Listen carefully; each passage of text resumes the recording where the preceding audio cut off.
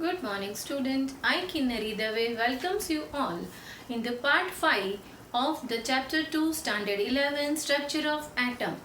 In today's part student will start the E by M ratio means charge and mass ratio of an electron.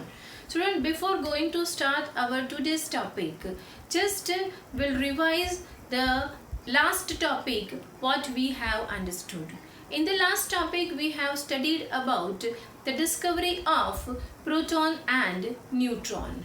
In the discovery of proton, just cathode ray discharge tube was modified by Goldstein and cathode plate is perforated, means whole वाली cathode plate लिया था, and then the screen was kept behind the cathode plate. Then the Chadwick has discovered the neutron by keeping the beryllium sheet, and behind the beryllium sheet he has kept the ZNS phosphorescent or fluorescent screen, but he did not notice anything from the way of rays is not to be seen. Then he has kept one paraffin or wax sheet between the beryllium sheet and the curtain or a ZNS screen. And then he observed some rays are just pushing the proton which is present in that paraffin sheet and bombarded towards the screen.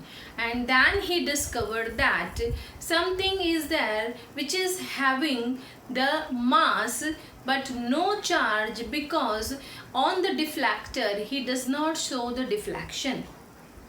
Finally, the Chadwick has discovered the neutron, and before that Goldstein has discovered from the proton by modifying the cathode ray discharge tube.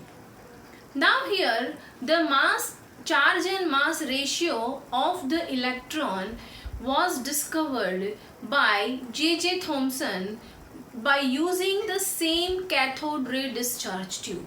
अब आप सोच सकते हो students, electron से लेके शुरू हुआ cathode ray discharge tube का एक्सपेरिमेंट, तो जे थॉमसन ने यहाँ पर भी उसी का ही यूज़ किया है. Now just we'll see how he has find out the charge and mass ratio of the electron before going to get the mass of electron. Student, ये जब थॉमसन ने फाइंड आउट किया तब तक हमारे पास में मास ऑफ द इलेक्ट्रॉन आइडेंटिफाई नहीं था.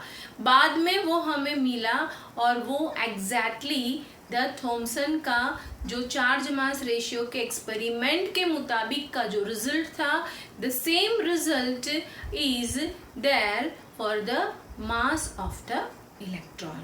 So just student, look at the board and we'll start today's topic.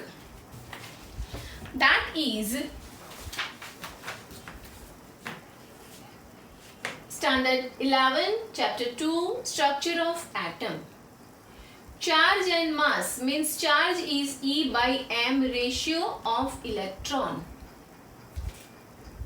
This was, as I said, discovered by Thomson in 1897 by using the cathode ray tube with electrical and magnetic field both. अब यहाँ उसने modification क्या किया है student, that we'll see first, because as in the electron discovery and proton discovery we have seen that only the electron, by applying the high voltage in that vacuum tube for the electron, and for the proton we are filling the gas like hydrogen and helium in the discharge tube.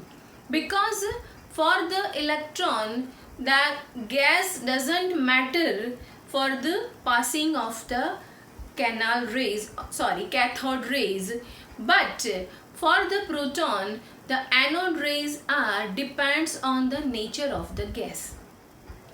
So now here he has applied both the field, electric field also and magnetic field also.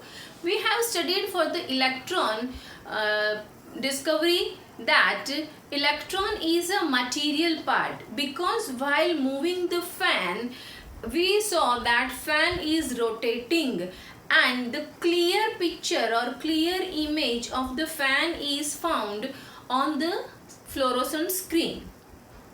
The same thing for the proton we did, student. We have kept the fan and that fan also rotate. So we proved that both the rays, cathode rays and anode rays, both are having some mechanical properties. And at that time we studied that if anode rays, if we are applying the electrical field, then they deviate towards the negative sign. So we prove that anode rays means the proton is with the positive charge. Correct student? I think पूरा revise हो गया proton का, सो वो बराबर याद रह गया होगा. Now come to the board. Here I have drawn, student, the cathode ray modified discharge tube for E by M ratio of electron. Now here you can see that this is the tube. In that, here the screen of ZNS means phosphorescent or a fluorescent screen is placed. Now here the anode plate and cathode plate is placed. Difference between the proton and this E by M ratio discharge tube is that in that we have taken the cathode plate as a hole perforated plate. वहां पर हमने cathode plate लिया था जिसमें छिद्र थे, holes थे. Here we are taking anode plate as a perforated. वहां बहुत सारे होल्स थे कैथोड प्लेट में. यहाँ only anode plate is having one small hole in the centre of the anode plate. Cathode plate और एनोड प्लेट के बीच में high voltage current near by 10,000 volt का करंट अप्लाई करते हैं हम. और first of all what the Thomson saw, normally जो होता है वो ही, as soon as the current near by 10,000 volt, near by 10,000 volt was passed, the rays from cathode, it goes to the anode and pass from this hole and just strike on this point B. As we have studied कि electron के लिए भी cathode rays जो है वो straight line में जाते हैं. सेम वे एनोड रेस जो है वो भी स्ट्रेट लाइन में जाते हैं. तो यहाँ पर कोई भी फील्ड अप्लाई नहीं किया है. At that time the Thomson have seen that the rays which comes out through the voltage from the cathode just pass to the hole of the anode and strikes on the point B. Now what he did, student, he has applied the electric field. So यहाँ उसने एक electric plate रखी जिसका charge जो है वो है positive charge, और यहाँ उसने एक दूसरी इलेक्ट्रिक प्लेट रखी जिसका चार्ज है नेगेटिव चार्ज. मीन्स एक पॉजिटिव चार्ज इलेक्ट्रिक फील्ड और एक नेगेटिव चार्ज इलेक्ट्रिक फील्ड उसने उसी तरह से रखा. Now again the same way the current pass, जैसे करंट पास हुआ स्टूडेंट, यहाँ से रेज निकला, वो रेज यहाँ तक तो ऐसे बाहर निकला स्टूडेंट, और फिर क्या हुआ, जैसे ही उसने तो इस तरह से वो थोड़ा सा पॉजिटिव चार्ज की ओर गया. मीन्स अपने रे से, मतलब यहाँ से अगर देखते हैं तो this comes in a straight line and then as soon as it comes in the field of this positive and negative electric field, it make itself deviate or it strikes on the point A। फिर वो वहां पर strike किया। Now what he did student, he has removed this electric field. अब उसने electric field को remove कर दिया। And then he applied the magnetic field. Means here he has applied the magnetic field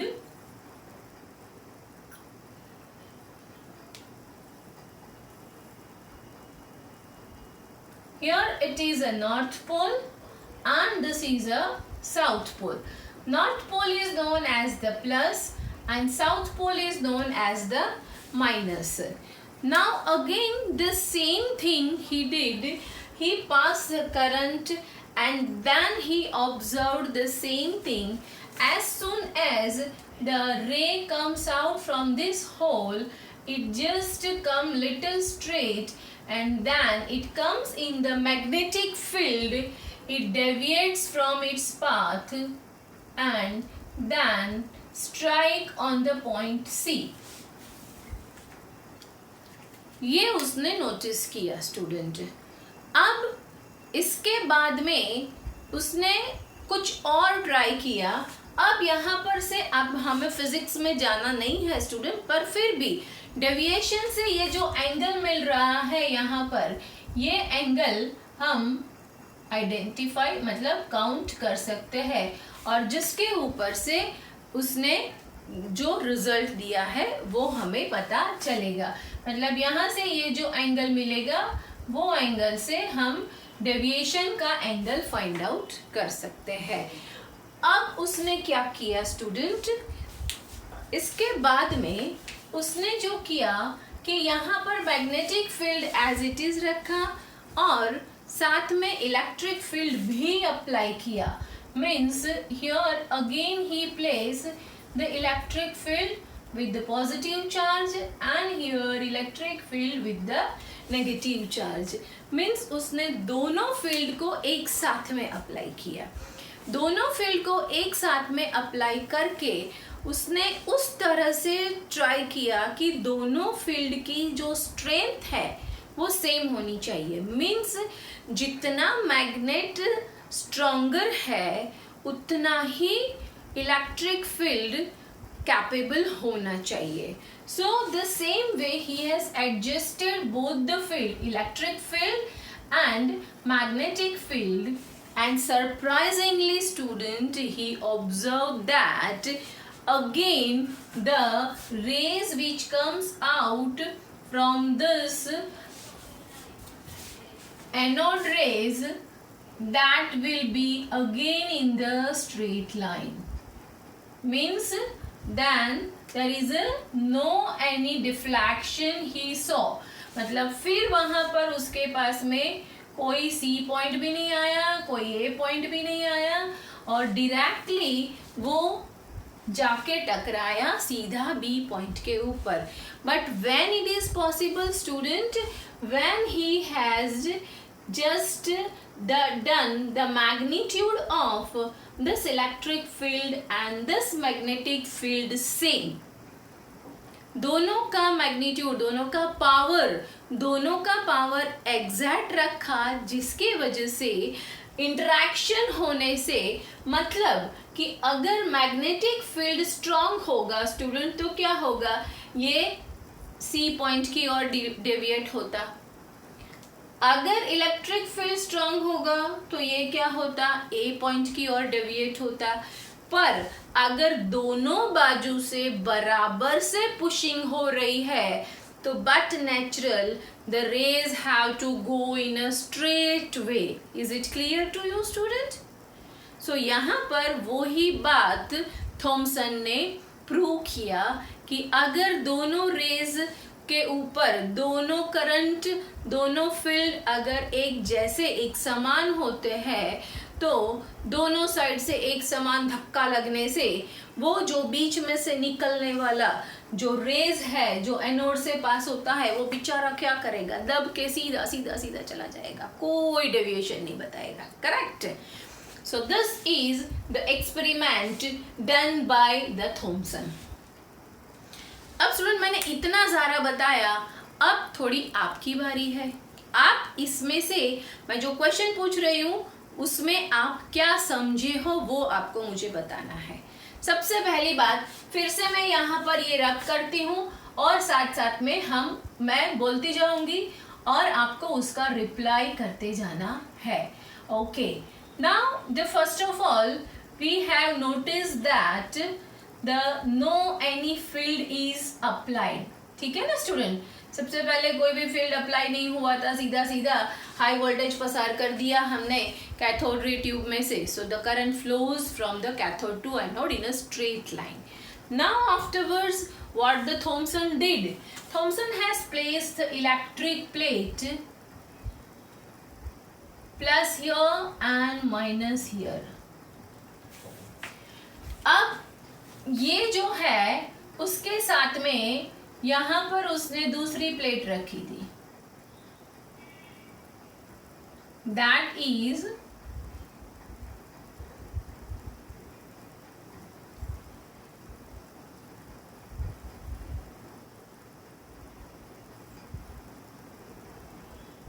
so here it is a N and here it is a south. I mean this is negative and this is positive.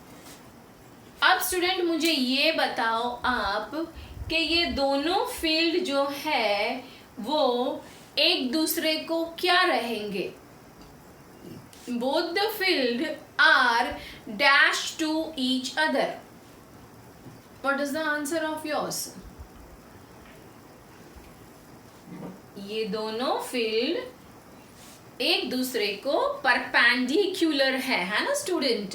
ये है मेरा electric field, this is electric field plus and minus, और यहाँ पर मैंने उसके ऊपर ये रखा मेरा north and south pole. This is my north pole, this is my south pole. So you can see that both the field are perpendicular to each other. Now just see student this rays pass. अब ये जो है आपका electric और magnetic field जो है उसमें से आपका रे जो पसार हो रहा है, so that ray is also perpendicular to both the field, है ना? यहाँ पर ये आपका रेज जो है और ये उनको परपेंडिकुलर है और रेज आपका ये पसार हो रहा है. So this is perpendicular to each other and the rays from cathode to anode flows that is also perpendicular. तो यहाँ पर ये कंडीशन बहुत ही इम्पोर्टेंट है. I think you understand from this and now afterwards ये सब बैलेंस हो गया तो it strikes on the B. Here it is a ZNS screen जिसके ऊपर स्ट्राइक दिख रहा है. अब हम जाते हैं स्टूडेंट के इसका रिजल्ट, या तो ये जो डेविएशन दिखाई दे रहा था वो डेविएशन किस किस के ऊपर डिपेंडेंट है. The deviation is depends on which factors. So first of all again we'll just revise. Thomson has modified this cathode ray discharge tube in such a manner that there is a hole in the anode plate and the high voltage current nearby 10,000 volt is supplied in it. So before applying any field, he observed the rays pass in the straight line. One after another he has applied both the field and simultaneously he did this experiment by applying both the field together. So when only electric field is applied, he noticed that the rays which comes out from the anode, it deviates toward the positive sign of the electrode, and the same way when he applied the magnetic field, then the rays which comes out from the anode, it deviates towards the north pole. Now when both the field are applied together and the strength is equal, then he saw again the rays will be in the straight line. So both the field are perpendicular to each other even with the path of electron also. Even with the path of electron, मतलब दोनों field भी एक दूसरे से perpendicular है और electron के path से भी परपेंडिकुलर है. Now this deviation properties is depends on the first thing, magnitude of the charge. मतलब सिंपल सी बात है स्टूडेंट, अगर मैं हल्का फुल्का कोई हमारे सामने कोई ऐसा स्टूडेंट है कि जो ठीक ठीक है भाई, पढ़ने में इतना ओके है, तो बट नेचुरल है ना, आप उसको ओवर पावर कर जाओगे, स्कोर कर लोगे अच्छा सा.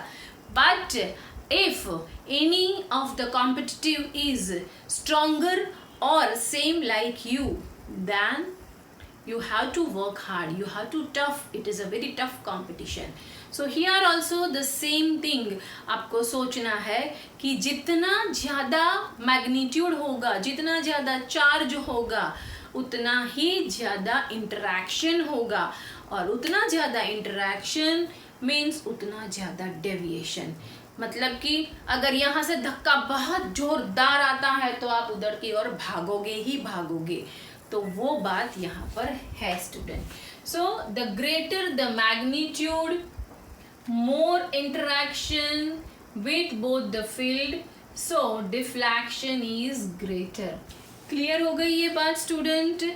जितना ज़्यादा पावर, जितना ज़्यादा चार्ज, जितनी ज़्यादा मैग्नीट्यूड, उतना ही दोनों फील्ड के बीच में इंटरैक्शन ज़्यादा होगा, और ज़्यादा इंटरैक्शन होने की वजह से दोनों डेविएट होंगे, दोनों में डिफ्लेक्शन स्ट्रॉन्गर होगा. इसने बोला मैं भी इतना जोर से धक्का मारूंगा, ये बोलता है मैं भी इतना जोर से धक्का मारूंगा, तो दोनों का धक्का अच्छी तरह से जा रहा है, तो बॉल जो है वो सीधा कोर्ट के बाहर. So this you keep in your mind, as the greater the magnitude, deflection is greater.